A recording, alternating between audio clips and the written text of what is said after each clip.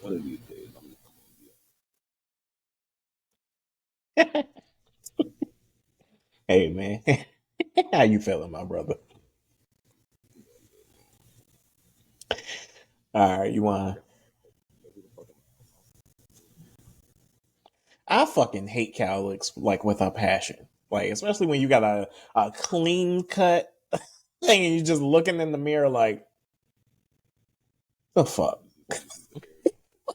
and then you brush it and then just like nah, brother, like come out here. hang down. Down, nigga, gravity. All right, you want to introduce this clip? Yeah, so this is a clip I found. It's kind of just relative to life in general and how we live life and see life and all this sort. Like more people should like, listen to it because I feel like it like fit me. So I was just like, oh, I wonder if there are more people like this. What surprises me most about humankind is that we get bored of our childhood, rush to grow up, and long to be children, that we lose our health to make money, and then lose our money to restore our health. That by thinking anxiously about the future, we forget the present, such that we live in neither nor present nor the future. That we live as if we were never going to die and die as though we've never lived. A wise person. A wise person.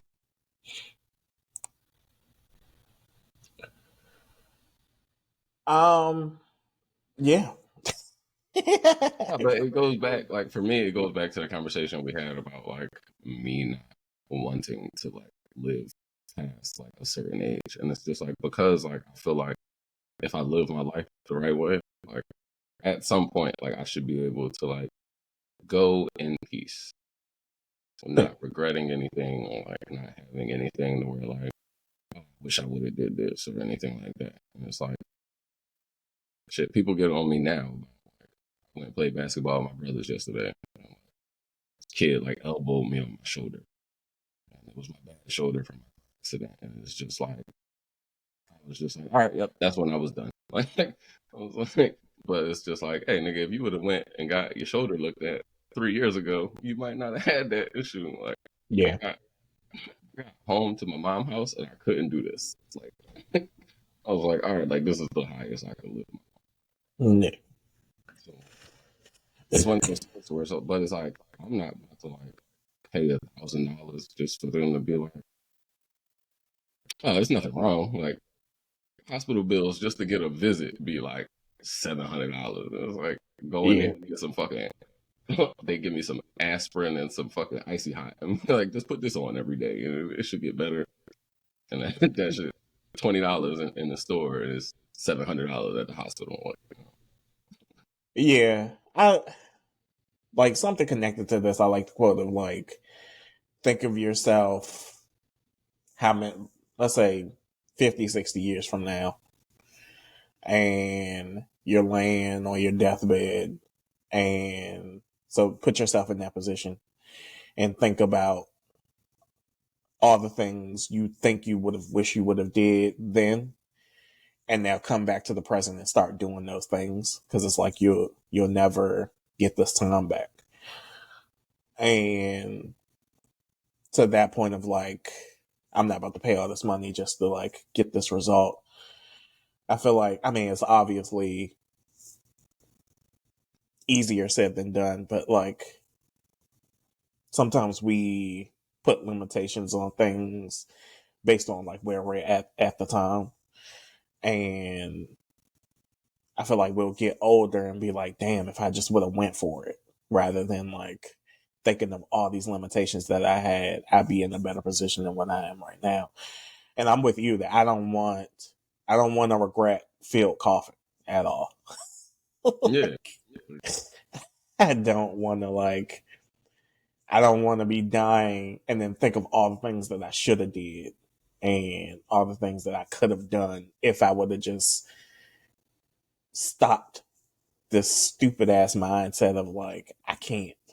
Like, and that was part of the reason why like I went back to school for like what I went to school for, because it was like I've sent you like beats that I just did like sitting on a computer, like on like yeah, I think it's like Spotify Beat Maker, and it's just like, hey, if you could do this shit just when you bored, like just like imagine what you can do with the actual like training. knowledge and how to like put this shit together. Yeah. Yeah. And like, we were so I'm gonna tie this back to the Little Brother documentary too, but like, we were so creative in college that it was just like, it was like firing in all cylinders. Like, Yeah. and I don't think we really knew that the passion that we had for it because we were young. And like it wasn't nothing, like we kind of just sat on it. Like, all right, like yeah, I can write a poem a day, a song a day, like yeah, that's just what I like to do. Like it was, yeah, it yeah, wasn't like, ooh, like nigga, we are like writing songs every day, writing poems every day. Like we used to go and sit as a group and just write. Like, yeah, and it's just like, man, why didn't we like do more than that? Like, yeah. and for everybody, like we do have a song on YouTube. It's probably not like The best. the best song. I mean, it took us what? I think I wrote my verse in like 2 hours. Like it just came in the room like, yo, Yeah. I got a song. We recording it tonight. Nigga, tonight. Yeah. Like, Yeah. But like, I think as we got older, it was like we realized that shit, we should have did something with that. But then I'm always on the train of like, it's never fucking too late. It's never too late. And I know that sounds stupid to be like a 30-year-old trying to rap, but like, hey man, I told you, 2 Chainz was 34 when he became 2 Chainz. Like, yeah, like Titty Boy was always around, but yeah, 2 Chainz was a like old ass, like in the terms of rap, he was an old ass nigga, and he's still kicking what 15? Nah, not 15 years. What his first album as 2 Chainz was what, 2011, yeah. I think. True And Religion like, 2010. Like so, like that's the only art form that we say like there's an age limit on. Nobody's gonna say you're too old to write a book. Like nobody's gonna say that. Nobody's gonna say you're too old to paint. But like rap and R&B, you're too old. Like I know, I just want to do the shit for fun because like it's fun. like here we are saying all of this, and Andre 3000 was like, man, I'm 48 years old. Like I don't know what to rap about most of the time, and it's like, as a creative, like, and that's where I struggle. It's like I can't rap about like shit I'm not doing. Like yeah, like you're not about to get no bars about me shooting niggas. Like I wish I could, but like I'm not rapping about like killing niggas. I didn't grow up selling drugs. Like I was around niggas who sold drugs. Yeah. But I'm not about to be out here rapping nobody else's life either. Like so, exactly. Like, but that's the point, that we have a unique perspective that can be rapped about, that can be expressed. And it don't have to be shoot 'em up, bang, bang. Like it don't have to be I sold drugs. It don't have to be that. It can be, nigga, I got 3 kids and I'm trying to raise them to the best of my ability. Like, here's a bar. Like, it can be, yo, I'm single and 30 and just trying to figure this shit out. Like, it can be that. Like, that's fine. We're gonna start this one out with one of the more, I guess, infamous at this point in his life. How does Ty Dolla $ign do that? Well, Make anything good? Like that beat shouldn't, like he shouldn't be able to fit into that song. And it was just like I don't, and it's like it's weird because like people always say like, oh, they don't make good like singles or good albums together. Like, did we listen to Nate Dogg albums. Like I don't think Nate Dogg needed to put out an album ever. Like nobody was searching for a Nate Dogg album. But as soon as you heard him on any track, that shit was automatically it was automatically a banger. Like, and it's like Ty Dolla $ign has misses, but like I feel like he's featurely, like he's always consistent. I'm personally not a fan. I think I've said this before. But I do think he has a good album. It's one of them like beach houses. Yeah. Beach House. One of them beach houses is amazing. And his first album, I think Free TC. Yeah. That joke was good. That's good. Yeah. I've never been on the train that he doesn't have a good album, but I'm not like a fan. But I mean I can say that this is good music. Like, and that beach house, that shit was amazing. Yeah. Let me play this verse from Project Pat real quick. Gotcha. And just to like connect with that opening clip that we had, this nigga, and I know niggas don't like really like Project Pat all like that. They feel like, especially the rap nerds, they think he's too simplistic. But sometimes, like, as a writer, you kind of have to, like, simplify the message to, like, get it through. And so, yeah, I love that verse from Project Pat.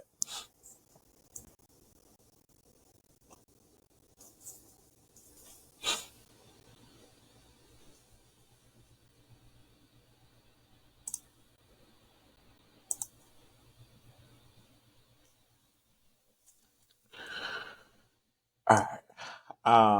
So basically I was just saying, I know a lot of like rap nerds don't like Project Pat. They feel like he's too simplistic. It's not lyrical, miracle, schmiracle in your swimming pool. But I feel like sometimes you have to be, as a writer, simplistic to like let the message carry itself. So yeah, I love Project Pat. I can't hear you, by the way. My shit was muted. My bad.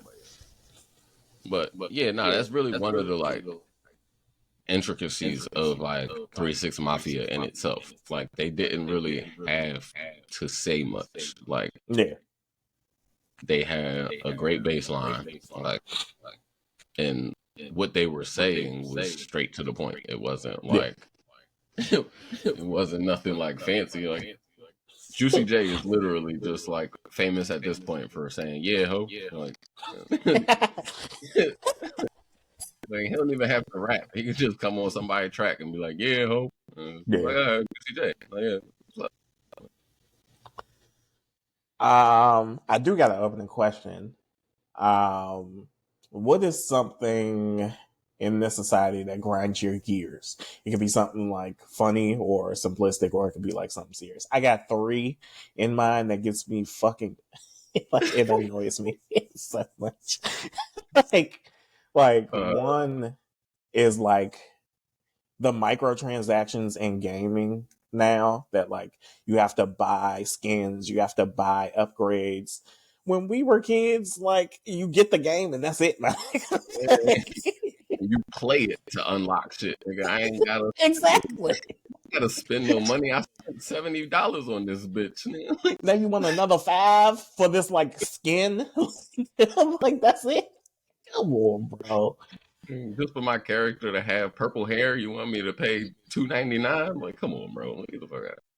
It's so fucking annoying to me. And then another one is the fact that people don't understand the difference between brought and bought. Like, we learned that in elementary school. And it's easy to understand because brought is the past tense of bring. So I brought you something, meaning I'm going to bring. Yeah. You brought me something. I don't. And then my third one is these gender wars on Instagram and Facebook and Twitter and TikTok. And podcast and all of that. I'm so tired of it, bro. And like we've talked about this before on the podcast and off, that I'm just like, I'm kind of drained because it's like I think we're the last generation that grew up without like internet influencing us. Like we had to go outside. And so like I understand that this is a very small section of the internet that's like just very loud. That like I think the majority of people love women and men. Like we love each other. Like, but like this small section of the internet that is like very loud and is being they're using this to get attention, like to their podcast, to their whatever they're selling. And it's like being re-perpetrated by these like Instagram pages that are supposed to be all for black people, and like it's just it annoys the fuck out of me. It does, right?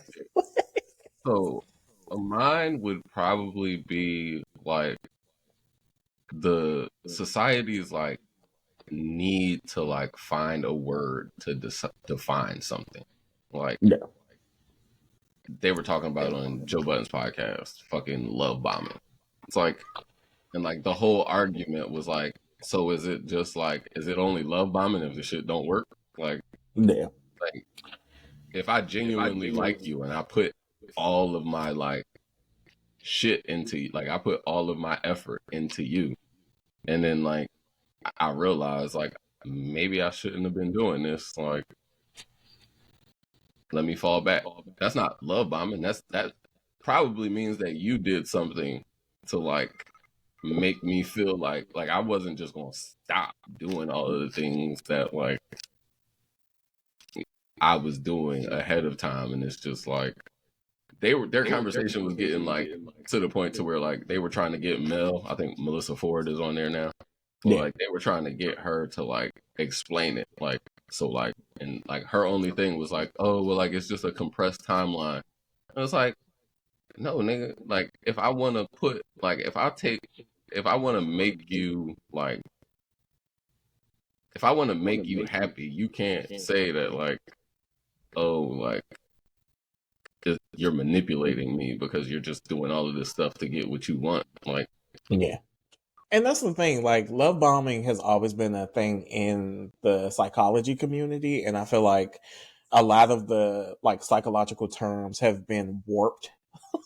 Like they've been taken from like the actual DSM, and then even people like use them like like people just use them willy-nilly. Like, you say one thing somebody don't like, this nigga's a narcissist. Like it's like love bombing is really more about like we just met on Tinder and now I'm telling you I love you. I see a future with you. I can't like bro, we just met. Like 2 hours ago. I just met you. We went on one date and you're telling me you see a future with me, you love me, you can't wait to move in. You're trying to do all of these things to manipulate the situation. That's more love bombing, not what I think people like. If I send you flowers, that's not me love bombing you. That's just me like being chivalrous. Like, especially not if I'm doing it like once a week. Like if I'm doing like that's how I'm expressing like, all right, like I really fuck with you. Or, now if I'm doing it like if you get a bouquet of flowers 3 times in a week. And be like, all right, well, it's a ring in that bitch.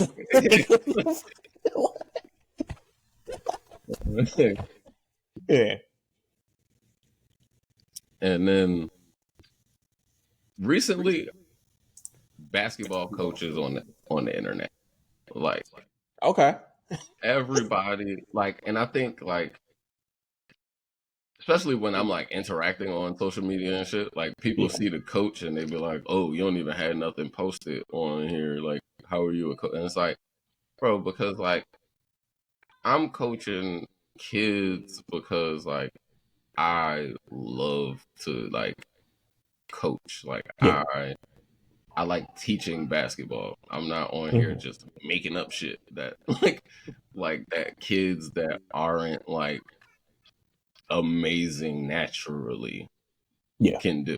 Like I take kids that have never played basketball Mhm. and try to take them and turn them into kids who love playing basketball. I'm not out here like creating drills that like none of the kids that I coach can do. Right. And it's just like all of these go, I do good drills. I got good drills. You got good drills for kids who are like athletically inclined. Yeah. Like one drill I seen was like, oh, if you got good balance or if you have bad balance, do this. And it was literally like a kid like 2 foot lunging and then spinning around and then trying to spin around and shoot the shot. And I'm like, how the fuck does that like so like making yourself dizzy before you shoot a basketball is supposed to help your balance? Like, Yeah, bro. I mean, yeah, maybe I guess, but like it looks dumb as fuck. Like I'm not about to have 10 kids like jumping around. Like, shit. like you don't teach good drills. You teach like some like asinine like bullshit that like eventually like might help the kid, but like even looking back, it's probably like, what the fuck was I doing? Like, and it's like, oh, all of these old drills don't work no more. So like, what the fuck was the niggas like? How did the niggas get into the NBA? Like, because I'm pretty sure like niggas wasn't doing this to get to the NBA. Like, it's like everybody wants to be influencer, and it's just like, bro, slow down. And like literally the one jump was like, it was white dude. He was like, when you shoot the ball, like if you have trouble missing or making wide open shots, it's like shoot the ball and like wherever the ball goes, call it out. So he shot it and it went in, and he was like swish, and he was like, yeah, for me, like when I shoot, it's just I was just always going to go in. And I was like, that's not teaching anything. I was like, are you Steph Curry? Like, yeah. So you got all of these drills, and when you shoot, your shit just cash money. First of all, you didn't even show us the shit go in. You just said swish after you shot the ball. Like, I didn't see it go in. You could have shot a fucking air ball, and it just didn't make no rim noise because you ain't hit shit. You could have muted the fucking sound from the shot. Like, and everybody misses. Like, what the fuck? Like, literally everybody. Like, I mean, I might miss more than most people. He missed too, my nigga.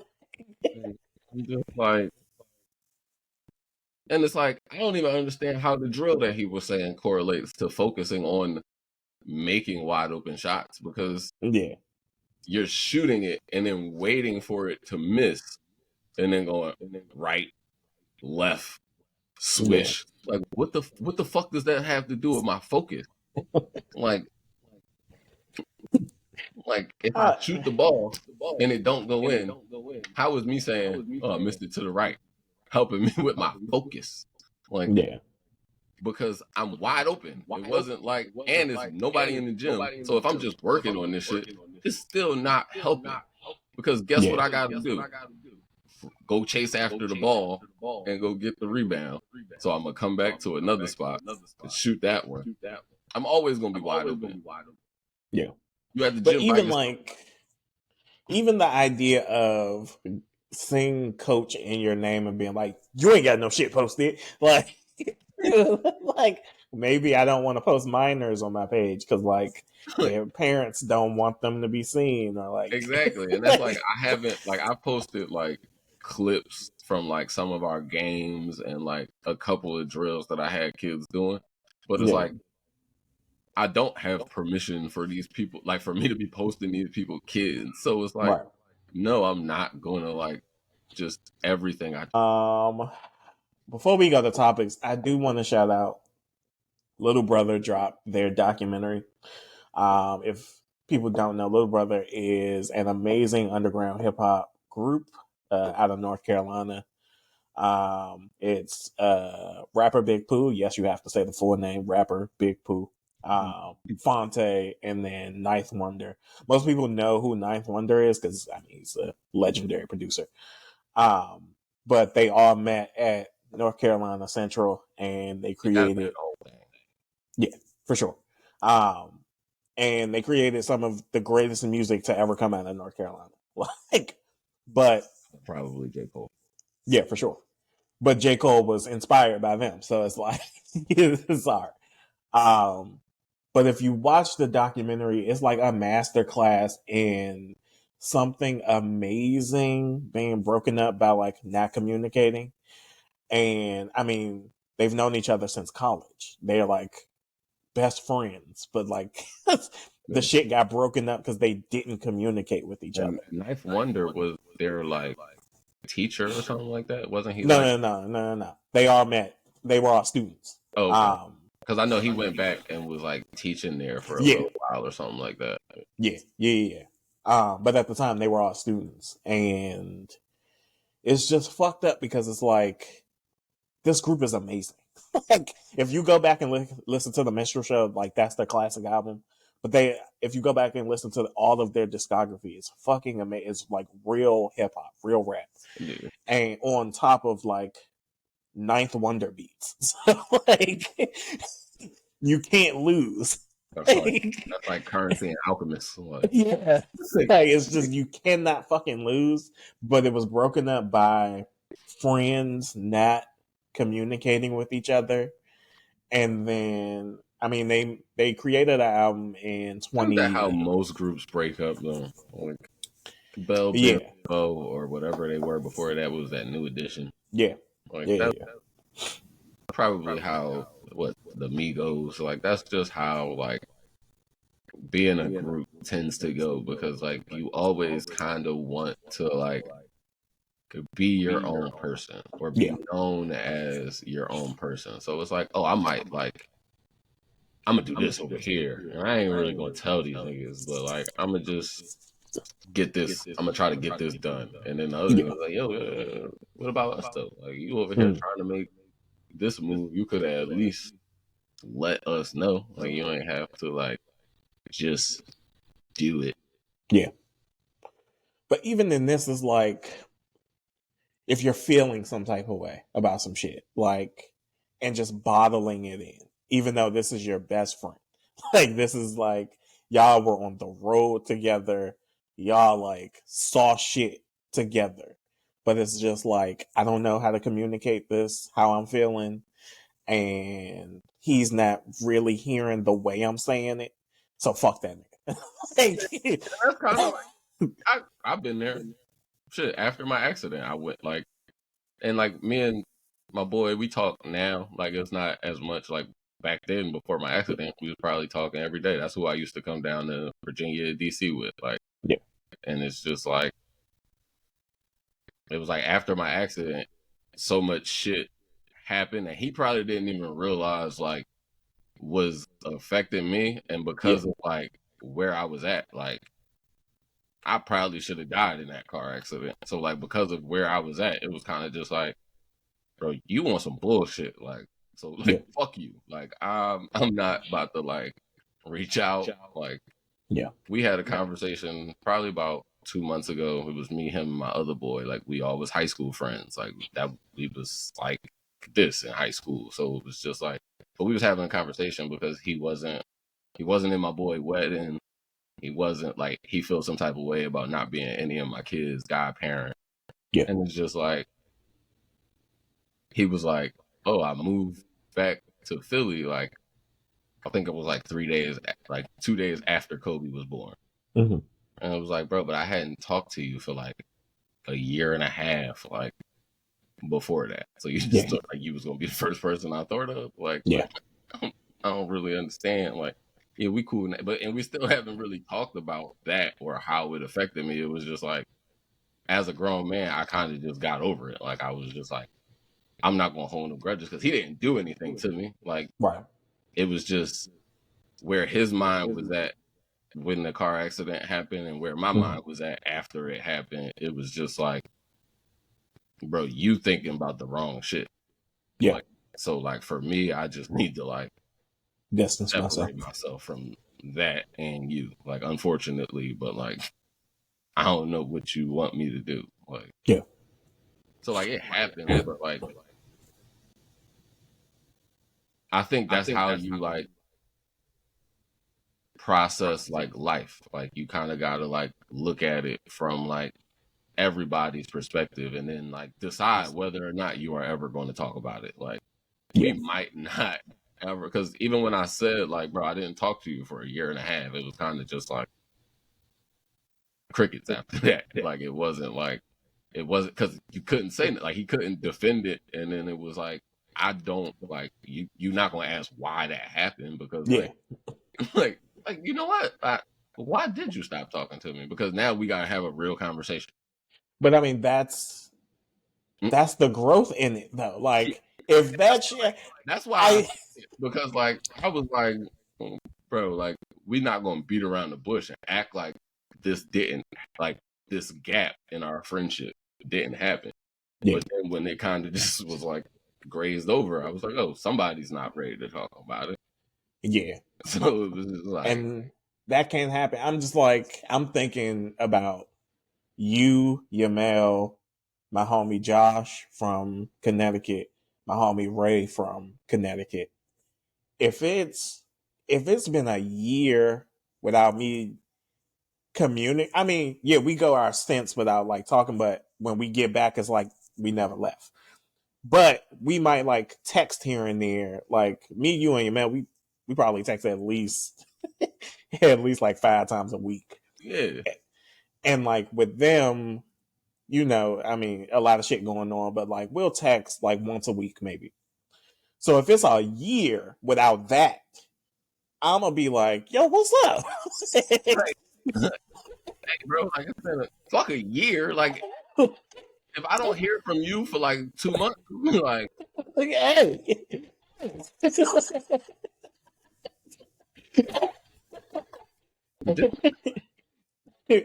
You on?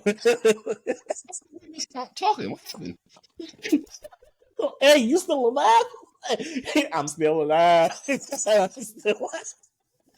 Like, what the fuck is going on? I haven't heard from you in 3 weeks. You good? I mean, you threw your phone in the lake. Like, you running from somebody? You on the run?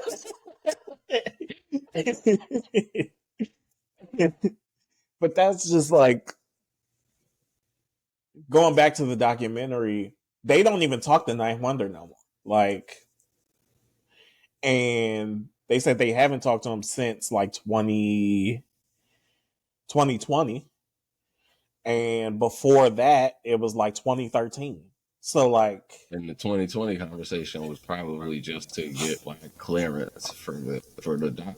Like, nah, it was they were gonna do the last album that they did together. They were gonna do it with him, and then he was like, "Yeah, I'm all in." But then again, it's just like communicate. Even though they're all like in their 40s, it's still a communication thing of like, well, Ninth Wonder wanted to like fully produce the album, and they were like, well, I mean, it wasn't like that before, so like, why would we do it like that now?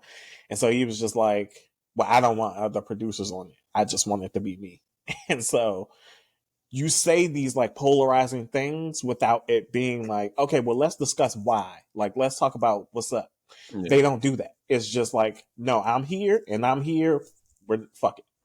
Like, we're not doing it. I mean, like, who turns down, like, especially as like homies, like, who's turning down like one of the greatest producers ever? If he say he gonna go all in and do every song, that means he done had this probably like pent up, like he been waiting for that moment, probably. Like, yeah, but from their perspective, it's like we haven't talked, and we gotta, as creatives, we gotta get to know each other again, and you're not in that space to want to do that, and you just want to like send us beats and keep it pushing.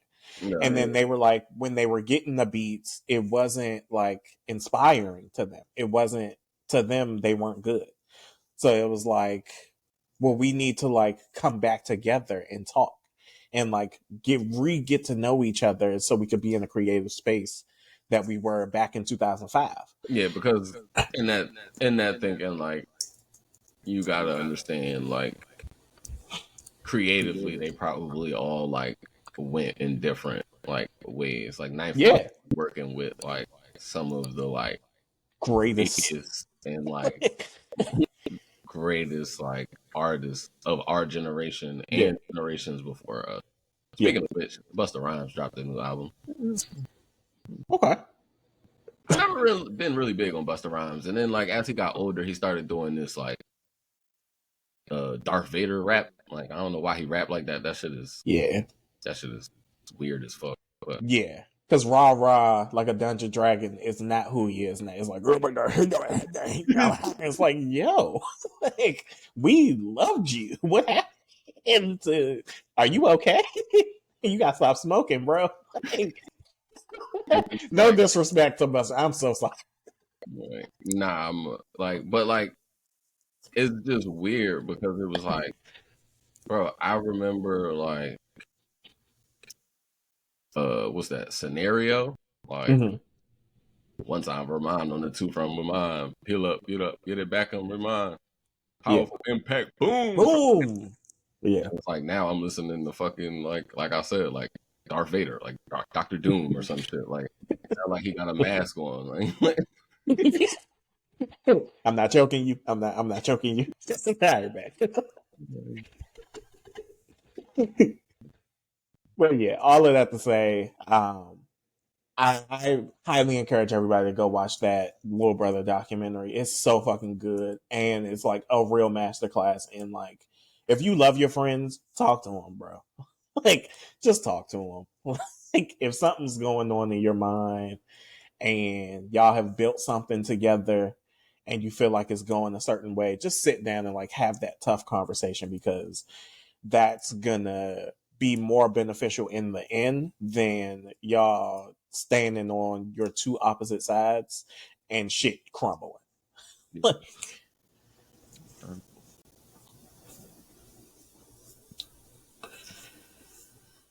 Shit, we 46 minutes in and we ain't touch a topic.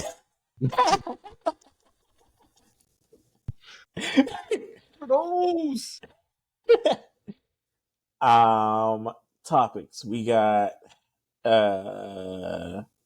what's his name? Tom Brady saying that football now ain't that good. And I think everybody feels that way. I've been very vocal about feeling like by the Olympics in 2028 that the NFL will be a flag football league. It'll be the NFFL. Because one, they've already like transitioned the All-Star game into being, or the Pro Bowl, whatever the fuck they call it. It's a flag football game now. Because who wants to get hurt after the season is already over? That's fair. But in 5 years now, that'll just be the transition into like, oh, well, who wants to get hurt playing at all? I mean, wow. Yeah. Like, oh, we don't, like, if we don't have to risk the CTE and the torn ACLs, and which, I mean, if you're playing on turf, that shit's still gonna fucking happen. But they gotta get rid of that turf shit, bro. They have to get rid of it. But like, I think Thursday night or Thursday morning, one of them, dude like tore his ACL just coming off the fucking line, like, and he was in a standing position, like he wasn't even like in a like 4-point stance or a 3-point stance. My man was standing up and just like went to push off, and his leg just so like. What Tom Brady essentially was saying was like, bro, y'all don't even let like defense play defense anymore. Like, he was like, I don't throw the ball, and I didn't throw the ball into certain positions because like I was taking care of my players. Yeah, like I didn't want my receiver to go across the middle, and fucking Ray Lewis is waiting for him. Like, so like it's not Ray Lewis's job. It's not fucking Brian Dawkins' job to think about the safety of the offensive player. Yeah. Like, and that's why like people are like, oh, they don't know how to tackle no more. No, they don't, because they're scared. Like, you can't hit niggas. Because where do you do it? You can't hit niggas below the knees no more. You can't hit niggas above the shoulders. Yeah. So it's like, all right, I have to make the perfect tackle every time. No matter who is running at me. Like, yeah. Like, and I gotta think about my safety. like it's like if I'm 5'11", 5'10", 175-pound cornerback. Yeah. And Derrick Henry is running at me at 6'3", 240. And you just want me to just hey man, like, come on. Hey man. let me wrap you up. Let me please. Fucking DeAndre Swift from the Eagles got fined for running over the dude from the fucking Commanders. Yeah. It's like, how the fuck are you finding offensive players for running over defensive players? Like, what the fuck was he supposed to do? Let him wrap him up? Like, so you want the offensive player to like hit me, bro. Hit me, bro. Defender player. You don't want the defensive player to just rock his shit. Yeah. So like, at some point, the NFL is not going to be the NFL anymore. At this point, you just gotta start like dapping niggas up. Like you running, hey, you got me. You got me. I got the clip from Tom Brady real quick. I think. Like shit. Then you gotta deal with what I used to do when I saw niggas that I didn't want to get tackled by. Hey man, I'm down. I'm down. Oh, don't hit me. Don't hit me. I'm cool. I don't see the excellence that I saw in the past. Why not? And Why not? I think the coaching isn't as good as it was. I don't think the development of young players is as good as it was. The rules have allowed a lot of bad habits to get into the actual performance of the game. Mm-hmm. So I just think the product, in my opinion, is less than what it's been. I look at a lot of players like Ray Lewis and Rodney Harrison and Ronnie Lott, and guys that impacted the game in a certain way, and every hit they would have made would have been a penalty. Mm-hmm. You hear coaches complaining about their own player being tackled, and not necessarily, why don't they talk to their player about how to protect themselves? We used to work on the fundamentals of those things all the time. Now they're trying to be regulated all the time. Offensive players need to protect themselves. It's not up to a defensive player to protect offensive player. A defensive player needs to protect himself. I didn't throw the ball to certain areas because I was afraid players were going to get knocked out. Mm-hmm. That's the reality. I didn't throw it to the middle when I played Ray Lewis because you knock him out of the game, and I couldn't afford to lose a good player. I think there's a lot of mediocrity in today's. I don't see the excellence that I saw. Yeah. Like, I had that conversation with my fiance, like, after, I forget, it might have been the Eagles and the Chiefs game. And it's just like, no, it wasn't. I think it was the Cowboys game. And it's just like, I played cornerback. I wasn't like the greatest because I didn't like the tackle. Yeah. But like, I played cornerback and wide receiver. And it's like, one thing I was really big at cornerback was technique. Like, you wasn't going to beat me off of like me making a technical mistake. Mm-hmm. Like, if you beat me, it was just because you was better than me. Yeah. Like, so it's like watching the NFL, and it's like some of these corners and like safeties. It's like, bro, if you give somebody inside or outside leverage, why the fuck when they fake inside are you just like, oh, here you go? Like, what are you opening up for? Because now, I don't like your job. You had it set in your mind when you set up, like, all right, nigga, I want you to go outside. Mm-hmm. So why if he? No, nigga, you want him to go outside because you know you got fucking help over the top. Yeah. Don't let him trick you into now allowing him back into the middle of the field. Like, stay true to your technique. You gave him outside leverage for a reason. You give them inside leverage for a reason. So if a nigga run inside and fake outside, nigga, that's where you supposed to be. Yeah. You let him go inside because guess what? The linebacker is there that's going to clean his shit if the quarterback throws it to him. Yeah. But now the linebacker's not thinking about cleaning his shit because it's going to be a penalty. Yeah. So it's like the corner has to think like, oh, he beat me inside. Now I got to recover because my linebacker is not going to be able to do nothing. Like, my thing is like they don't teach the like positions, how to play their positions. It's just like, all right, this is your position. This is where you're supposed to be at. Go out there and have fun. Yeah. And my thing is, Tom Brady's he's the GOAT, right? So if he's saying this, then, and he's seeing it, other people are seeing it too. Like, and it's not just him, it's not just players, it's fans too. Like, we're all seeing, and I hate like the just blanket statement of NFL soft now. Like, no, it's a little bit more nuanced than that. And he gets at that nuance that like, it's hard for defensive players to like, and that's because the thing. Like I get on. We got James Bradbury. I call him James Bradbury because whenever like a defender gets within like his space, first thing is give me a hug, nigga. And it's just like, bro, all you gotta do is turn and run with the nigga. Like, yeah, he's not gonna run by you if you think properly. Yeah.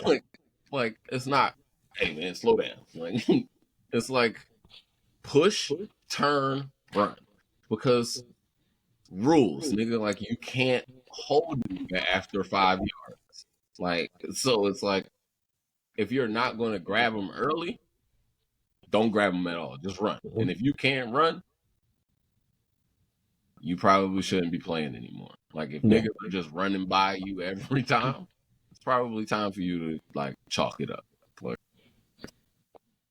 speaking of football, how you feeling about your Eagles? I think we got the best team in the league just because we should not have won the last 2 or 3 games. And like somehow, some way, like I hate the fact that like our defense is trash. And it's like everybody's like, oh, they got an amazing front four. Like, but them niggas, if it's 4 of them, we don't blitz that much. It's 5 offensive linemen. You got 4 motherfuckers who are great getting blocked by 5 people. Yeah. So, and the rest of them niggas behind them are trash. Like Darius Slay is the only, and I like Reed Blankenship, but like he don't really cover nobody. He just tackles everybody. Like if you catch the ball, he gonna find a way to tackle you. Okay. But like everybody outside of Darius Slay and our secondary and our linebacking core is average or garbage. So it's like we play this bend don't break defense and it works. Yeah. And is the ugliest shit to watch because you're literally just watching your defense get fucking abused until they get down to the 20-yard line. And it's like, yeah, hey man, like y'all can't go nowhere. Y'all gotta do is score now. Try. Yeah, we let y'all get all the way down here. But you not scoring. Take like, them 3 points, bro. What the fuck are y'all doing? Like, if y'all can play like this in a 20-yard space, fuck can't y'all play like this in an 80-yard space? Like, it's too much space. all the way down and then be like, all right, now we gotta play serious. So it's like, yeah, there's less space to worry about. It's like we gotta defend this. like as a fan, that's so frustrating because just do that all the time. Like, if y'all could defend 20 yards, what's wrong with defending 10 yards? Like, stop them from getting the fucking first down at least. Like, just try. Don't just sit back and like. We probably should have lost to the Chiefs by like 40.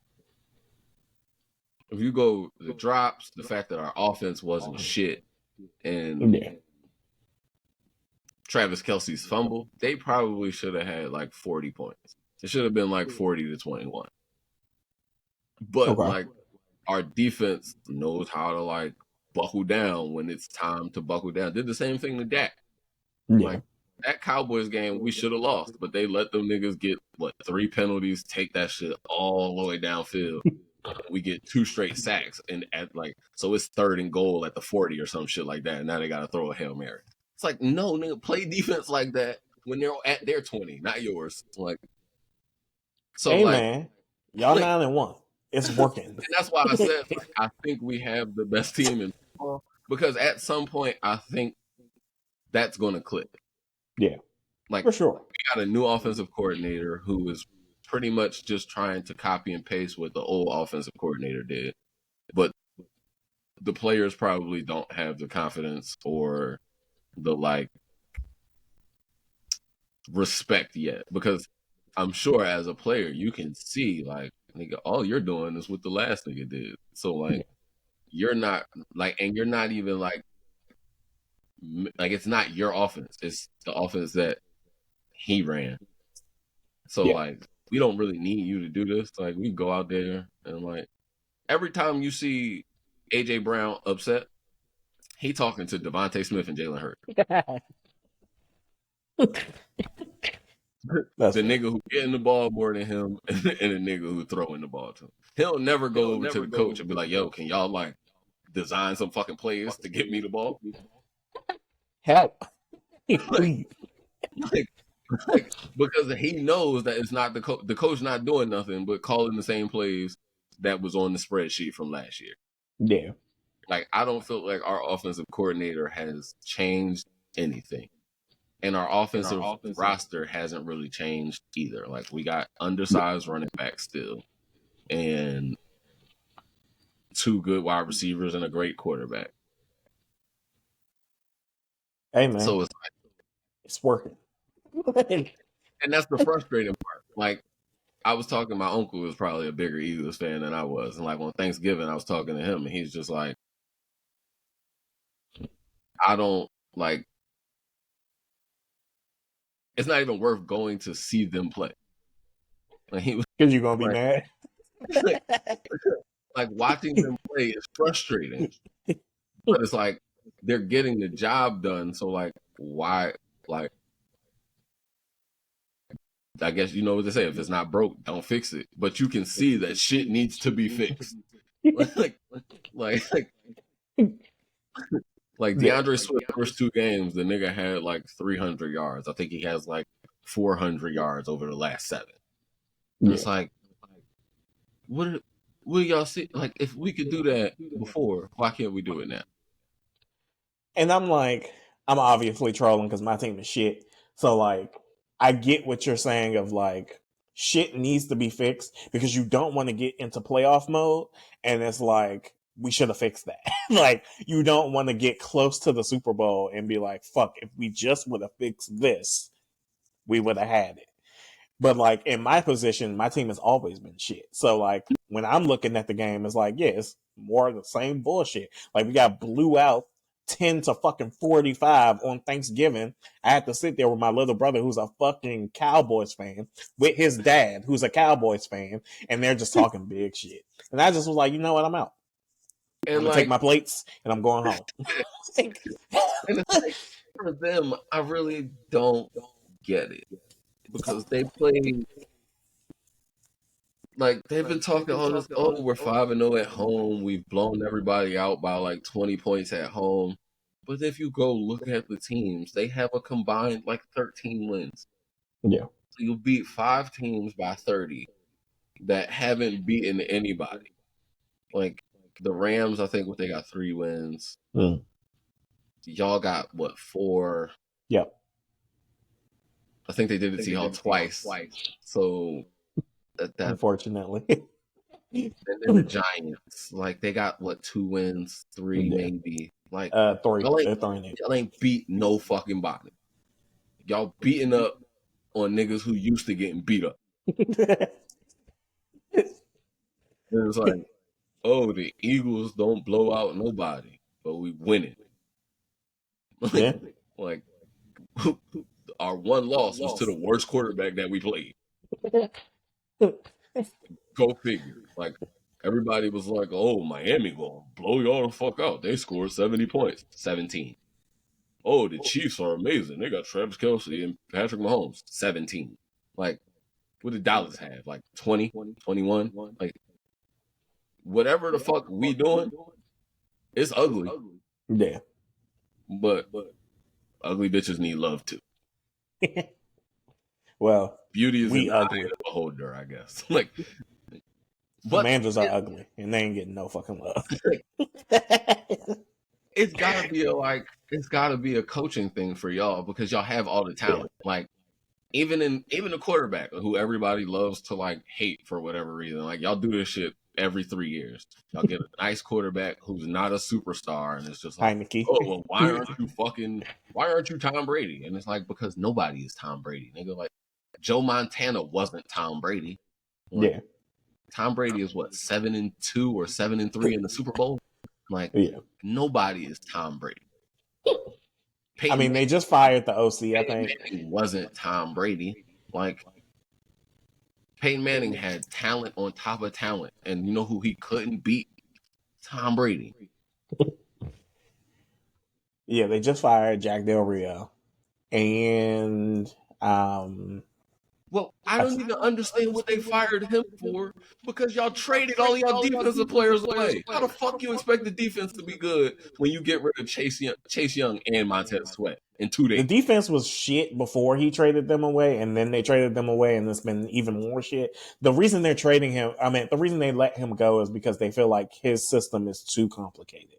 They feel like our defensive backs don't know what the fuck to do back there, like based off of his coaching. Draft better fucking players. Like, draft niggas with more IQ. Like they were like, well, we're in week 12, and B Mitch was like, if you like look at the game, like really look at the defense, they're pointing to each other like, do you go there? Do I go here? Like, what do we do in this scheme? And they're doing that every play. That's not good. They don't know what they're doing. And that's why it's so befuddling that people blame Sam Howell for everything that's going on. And it's like, bro, it's not his fault. Doing his best. Like, it's not his fault that yes, y'all should probably run the ball more. Like, a second-year quarterback should not be throwing the ball 50 times a game, probably. Yeah. But at the same time, when your defense just lets motherfuckers walk down and it's 7-7-7-7, like, all right, well, like, the easiest way to get downfield is to throw the fucking ball. Last year we had an okay defense, and it was strictly because of our front four. I think we can wrap up with the football points. Yeah. So basically, I was just saying, last year we had an okay defense, and it was mainly because we had a good front. Like, they were hiding the fact that we had a shit back. And so now that you trade those away, you got Jack Del Rio, who's in his 4th or 5th year with this complicated ass system that apparently nobody understands. And we have an offensive line who's Swiss cheese with a 2nd-year quarterback. We're shit. On top of all of that, we have a fucking head coach who doesn't know how to develop quarterbacks. So, like, we're shit. That's what I don't understand. Like, you fire the defensive coordinator because his defense is too complicated. But like you said, y'all had a pretty good front four, and y'all traded 2 of the front, like 2 of them, like not just one of them. It was just like, all right, here you go. Like, they were young, good talent. Yeah, they've only been in the league like 4 or 5 years. What you want for them? So, a bag of chips. That's it. Just and it wasn't even the motherfucker who came out and said, like, bro, I'm tired of this shit. Yeah. Like, I thought Jonathan Allen was gone. Like, I thought he was. And every clip you see him, he's like, yo, what the fuck? 7 years of this shit. I'm tired. I thought he was gone. And then there was like Chase Young and Montez Sweat. And I was like, the 2 niggas that want to be here? Chase Young, who's from Maryland? Like, he wants to be here? I was so fucking confused. I was like, and then y'all traded Chase Young to the 49ers. It's just like, why? So y'all made y'all team worse to make one of the best defenses in the league better. For a 3rd-round pick. And Sweat was for what, a 4th? A 4th. Like, what the fuck? Chase Young was like damn near the number 1 pick that year he came out. Dog, my nigga. Like a dog. He was like up for Heisman damn near that year he came out of college. Y'all got rid of him for a fucking 3rd round pick. Yeah. And now you feel my pain, right? Right. But like, as a nigga who like has always supported the Redskins, and I'm gonna call them the Redskins because I supported them when they were the Redskins because of Sean Taylor. Like, what the fuck is going on? Yeah. Yeah. And like, as a football fan, I was just sitting back, like, why? What are you doing? It makes no sense. And if the fucking defense is too complicated, stop drafting corners. Stop drafting cornerbacks. Go into free agency and get some cornerbacks who've played in the NFL, who have experience and can grasp a fucking concept. Not some fucking college kid who's only been playing corner for probably 2 or 3 years because most of them niggas played wide receiver in high school and had to switch really positions. Fucking catch, so they had to switch positions in college. Like, but in high school they was 6'2", 190 pounds, and was just bullying niggas. So yeah, they have 400. They have 44 catches for 1,000 yards, and it's like, bro,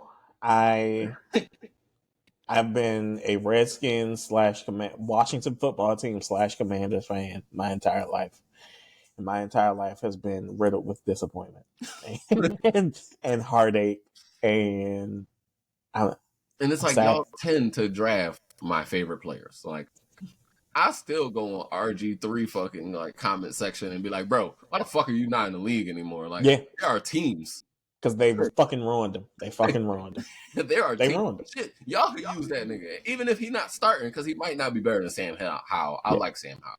I do too. At first I didn't because I wanted Heineke. I fucking loved Heineke. I was the same way. You know, I was the same way. I never understood that shit. Like, all right, bro, you gonna win us the last 5 games of the season, and then we're gonna sit you down and because fuck you, nigga. and find some veteran quarterback who's gonna lose the first 8 or 9 games of the season, and then we're gonna have to play you again, and then you gonna win some more.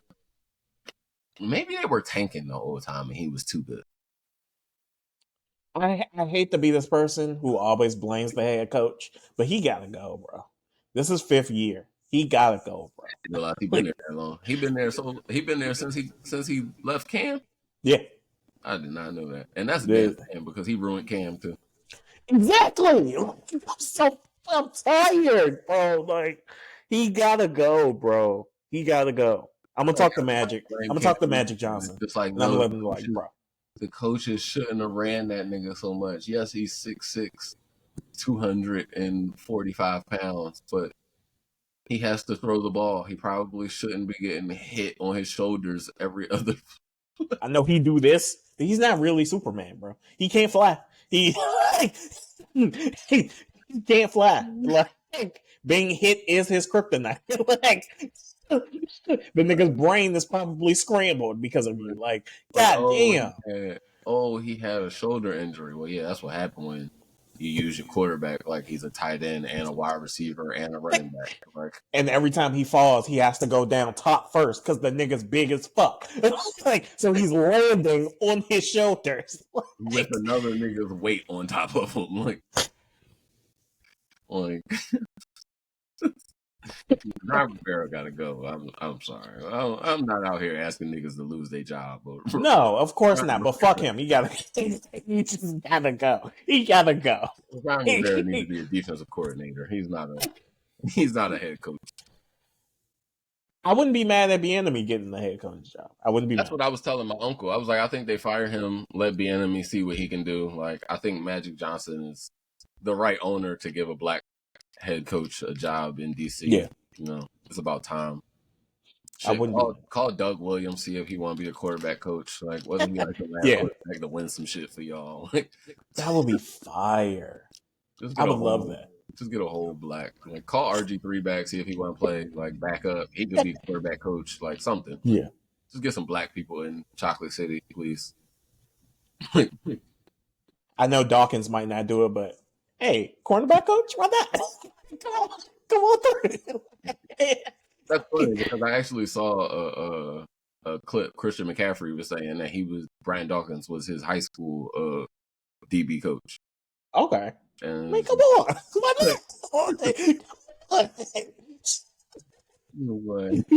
He was like, one game, like pregame speech Brian Dawkins was doing. He just started talking tongues, like, because, you know, he's highly religious. And it was like, he was looking around, like, I don't know if we're supposed to, like, like go out there and, like, murder somebody. I don't know if I should be confused right now or if I should go out and try to run for 700 yards. Hey, man, let's do it. Fuck it. You got a closing song? We never get into new music because it's trash. Yeah, of course not. Something did come out, though, that I wanted to talk about. I mentioned Busta Rhymes. I'm going with I don't even know if this is his song. It's not. It's Kid Laroi, Future. Okay. It's not the best song, but, you know, Future makes everything pretty good. That's not a pairing I thought I would have heard. I want to know why that song is listed as pop, but that's probably another story for another day. It's because it's Kid Laroi.